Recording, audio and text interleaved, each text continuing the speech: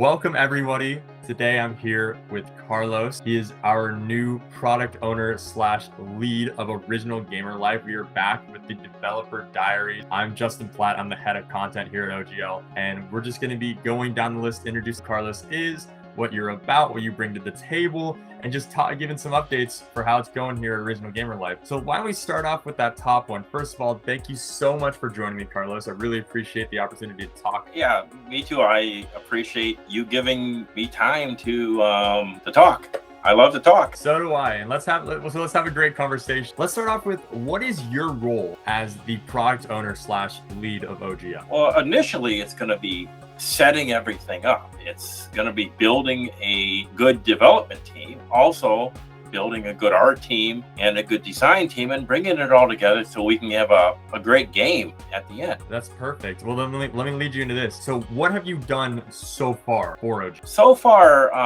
well, originally when I took over the project, we were using Unreal 4, and well, everyone's using Unreal 5 now.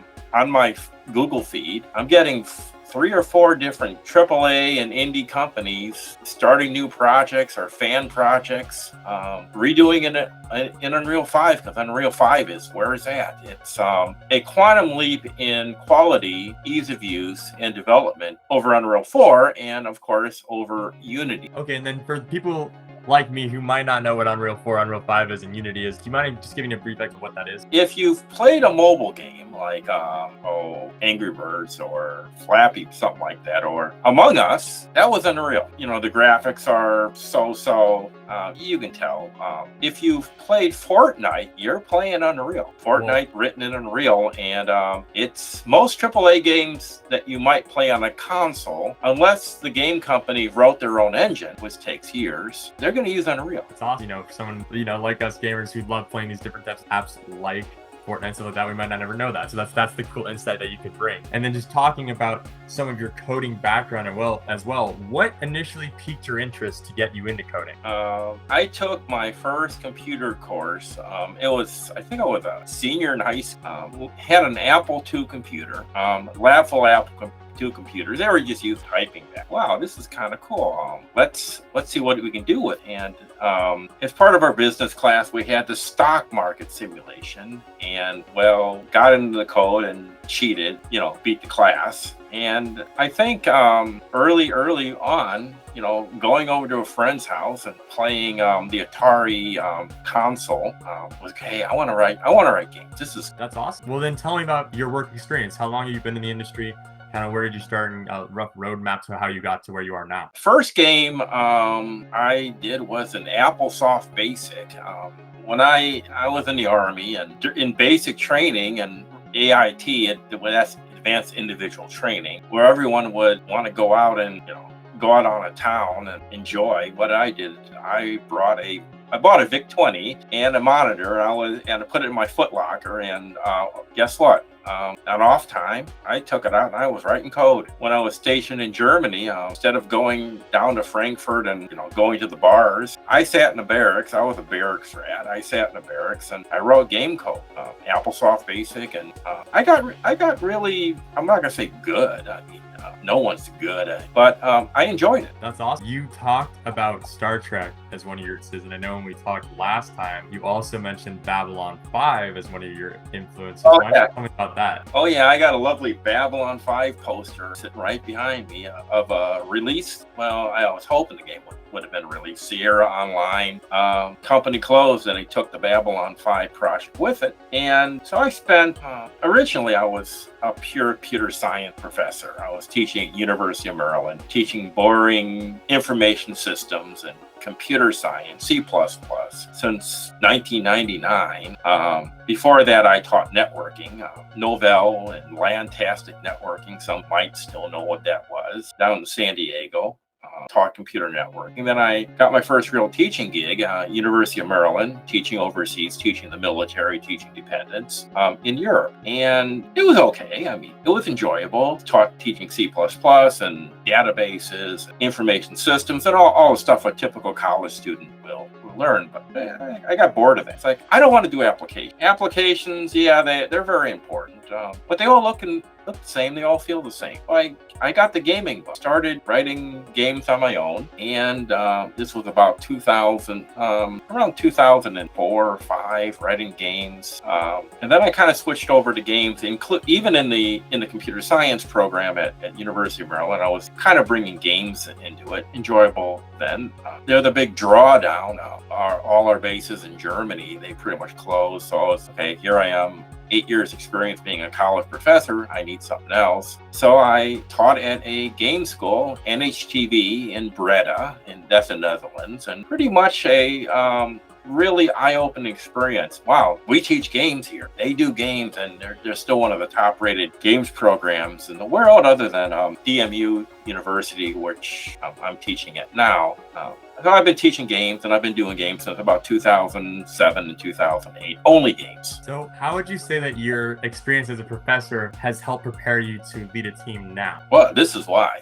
I always took a project-based learning approach. I hated final. I hated papers. I wanted to see projects. And I'm going to say the school in the Netherlands, they have something called Game Lab. And what Game Lab was students once a week for a year, they worked on a game. That's all they did for that day, and as part of their classwork. And it was really great setting up and running student teams, about 4 to 6 students each, mixture of animators and programmers and later designers, and see what they can produce in a year. And some of the games were outstanding. I really enjoyed the project management approach and actually doing projects, doing games. I've probably graded and seen 200-300 games at least by now. Well, it's very evident. You can see your passion for what you do. You can see your passion, your inspiration for coding. And for a lot of people that are in that first development stage, getting interested, they have this excitement, they want to do things along the lines of where you started. They're trying to learn, like we all are, every day with new things. So you mentioned C++ earlier. For someone who might be interested in getting into coding or might not understand the basics yet, what exactly is C++? C++ is your ticket to getting a job in industry. Really, I mean, it's what everything is based on. Unity uses C#, which is a Microsoft version of C++, which came from Java, which Java is related as well. If you've done any web development or heard of web development, they use pretty much Java and JavaScript. A good foundation in coding. A lot of people say Unity and C#. Well, that's important. You still learn all the tools and technologies you need to get a game out. And Unity actually is easier. Most indie studios are going to use Unity in their game development. It's a great platform for indie and mobile games. But if you want to work AAA, if you want to do AAA games, you got to do C++, because every game engine, Unreal, Lumberyard, which used to be the CryEngine, Lumberyard Star Citizen is being done on. Most other games are using C++, Unreal, of course, and sometimes another one's called the Frostbite engine, or people write their own engines. If they have 18 months to a year, they can sit down and they can write a game engine where they're putting all the pieces together. That's one of the things I used to do when I taught. We had a game engine development class where you built the game logic, you built the renderer. Now, what a renderer is how do you get all the cool stuff? How do you get the code to show on the screen? How do you get those mountains? And how do you get those buildings? And how do you get those people in the game? Well, through a renderer, through moving 3D objects on the screen, moving 2D objects. It's all done on the rendering layer. So again, why does games excite me? If you're doing an iPhone app or an Android app, it all looks the same. Yeah, they're important, but there's no excitement there. There's no uniqueness. In a game, your user interface can look and feel and act any way that you want it, which is exciting. Yeah, I mean, it sounds exciting, and we got to take advantage of the fact that you're a professor too. You can help teach us all how we can get involved, how we can started. If we wanted to get started today, where would you recommend someone who is coding start? If you don't want to go to school, of course, there's a lot of great tutorials on Unreal Learn It is part of the Unreal or the Epic Games launcher. You launch Unreal. You also can launch all your game that you can download for free or buy. And there's a whole learn section on how to use Unreal. You don't need to code actually to use Unreal. A lot of people use something called blueprints, which is a very visual way of coding. It's connecting wires and nodes together to write your game logic. It's different. It took me a while to get used to because I want to actually start writing code from top to bottom. But it's a way for designers to very quickly get into games, start writing games and start designing games by just using an interface. Perfect. That's a great start. You've talked a lot about your work experience and some of the things you thought along the way throughout your process. What would you say is one lesson that has really stuck with you throughout your work experience? Nothing stays the same for very long. Technology always increases. Technology always makes things supposedly easier. I remember, let's look at rendering. The first image, it was Pixar. It was Point Reyes. Took about $1 million to make that image using Silicon Graphics machines. Now you can do full games, 60 frames per second, live action. If you've seen the Matrix demo from Unreal, it looks as good as the Matrix movies did, when they came out. And it's amazing. It's kind of funny. One of the subplots of the game is the guy's now a game designer and he's using Unreal in the background. If you look at the screens, hey, this is kind of cool. That's awesome. You talked about the ability to adapt a little bit, right? Because like you said, nothing ever stays the same. You have to be able with the time. And obviously we are a crypto gaming company, and crypto is something that has really taken off over the past couple of years. You mind telling me a little about your experience with crypto and how it helps your work now? Sure. My first real introduction to crypto, and I might get dinged for this, was South Park. Post-COVID, where Butters or Professor Chaos, he was an NFT maniac. He was selling everybody on NFTs. Like, hey, they have something. Now I missed out on the big cryptocurrency craze and got to be there at the right time. But I think now is the right time with the proper game. And I think our game could be the proper game. A lot of the games that are out that try to use NFTs or crypto as part of their game mechanic, there's no thought of the actual game. It's a glorified, let's make money quick. This is why, for me, no matter what, even if you step back and look at mobile games, I had a rule. Some mobile games, you had that big buy now button and you sold it to, 10 and 11-year-olds who borrow their mom and dad's credit card and buy now, and they made their money that way. And my opinion is, let's make the game good first. Let's not depend on in-app purchases so much. Let's have gameplay. And so I think with the right game and with the right environment, I think cryptocurrency and NFTs can really help. Reminds me of those older games like Second Life. I'm a big EVE Online player. I've been playing for 15 years, where you have a living, breathing universe. And I think, or we have Roblox. Roblox is what we're pretty much building. Roblox doesn't have the crypto, but they have other. And I think if a designer, if a company can go in and they can sell a Magic Johnson branded shirt, a specialized asset. Somebody can design a house that can go into the game. Someone can design a cool car or a shoe, or, any of the plethora of other cool things you can do in a game.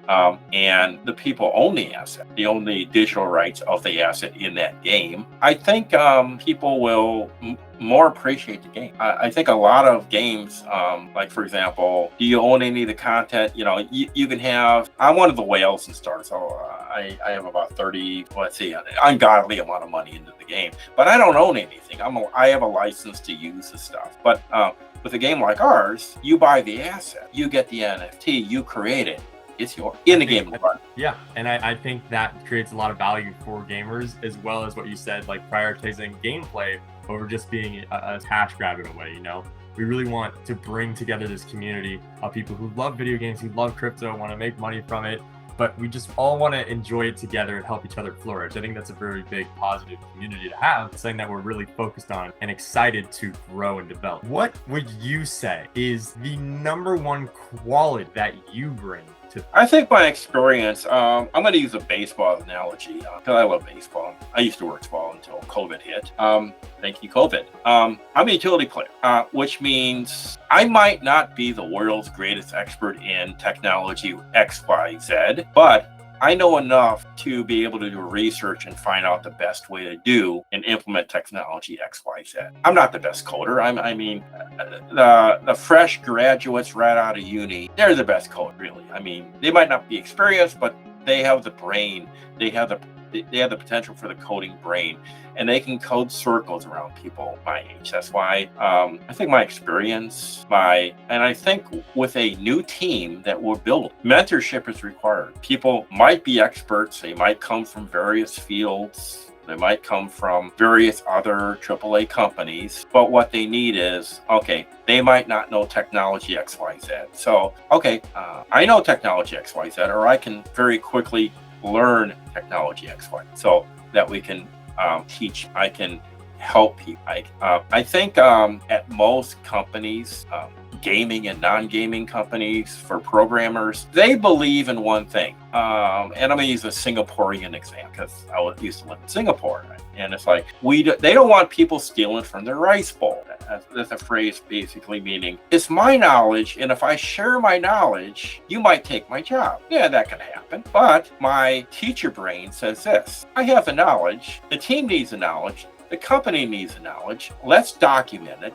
Let's spread it out, and let's not let some junior developer struggle for 2 weeks because he's missing, 2 lines of code.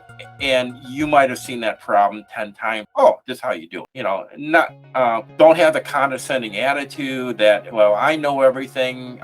I learned my rope. You got to learn your ropes. Oh no, we got to get a game out. That's the most important. Well, I think that all speaks to the culture company we have here, people who want to help each other. Just like I said, within the community we want to build, but it's also within the community and the team that we have here developing the game. It's just a bunch of people who are helping each other get better, helping each other learn, helping each other grow so we can make the best possible product. And at the very baseline of everything, we've got a team of people here who are passionate and excited and love what they do and love crypto, love the gaming community, and just engaging with each other. I think that's what's going to lead us to success and what's going to make us so exciting to be a part of in the future. Are there any final thoughts you'd like to leave with people watching? Anything you'd like to say? Anything you want to get off your chest? Anything you want to rant about? Anything you want to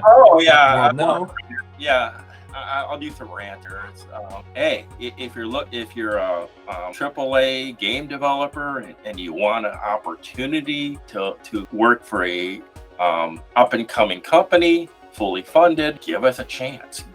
Show us what you got. I want to just work with I don't want to use the word rock stars because rock stars have a bad image in industry for people, they're working 70, 80 hours a week. I don't follow that. I say work smart, not long, not hard. Do it smart. If it takes you 3 days to do research on, the proper way to do something, or instead of just sitting down and coding, you got to plan first. If you plan, doing everything else is going to be easier. You won't have any, what's typical in a lot of developments, you start something, you do a prototype, you throw it away. You do another prototype, throw it away. Do another prototype, throw it away, because no planning. Let's do it so we get a good game from day one. Throw out as little as possible. Love that. Well, yeah, I see you're always on the mindset, always on the grind set, ready to work, ready to get the team together, ready to get back into it. Well, see, that's what we're talking about. We love that passion that you bring to the table here that we talked about in this interview. It's very, very apparent, which is very exciting for us because we're happy to have you. I'm happy to have you, and I appreciate you being on this call with me, Carlos. And speaking of, I mentioned the school in the Netherlands before. Actually, I brought aboard one of my former co-teachers. He's teaching at Nord University in Norway now, and he's going to be handling a lot of our art, our technical art. His name is Steve Ford. He's a great all-around utility player when it comes to the art side. We'll potentially have to have him on the next Developer Diary, maybe.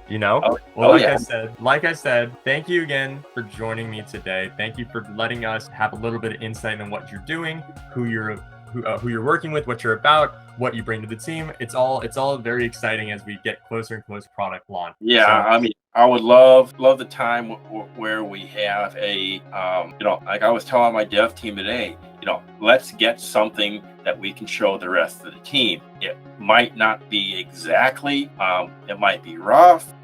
It might not be exactly what we're looking for, but I want to see a guy walking around and interacting with a house or a small neighborhood, and with the ability of, let's just say The Sims, or let's just say Roblox, where the player can immediately start interacting with the scene and playing the game. That's what we love to hear. We're hoping that on the next Dev Diary, you'll have a bigger update for us in terms of how that's going, and maybe we can get close to showing all the followers and subscribers and fans a little bit of something eventually here. Yeah, I mean, I want to see eventually. I don't know, we need a lot of money and a big team for this, but where Star Citizen has the space scene pretty good, or Cyberpunk. A lot of people didn't like Cyberpunk, but the artistry of the game was outstanding. Well, we need something in our realm that feel as good as those games. I'm not talking about the gameplay. I'm talking about what it looks like, and can my, if you have a 10-year-old, can the 10-year-old get down and play it and enjoy it as well? I mean, we're making a game for the entire family. Love that. Absolutely love that. Love the mindset about it. Thank you so much for joining me, and I'm excited to talk to you next time.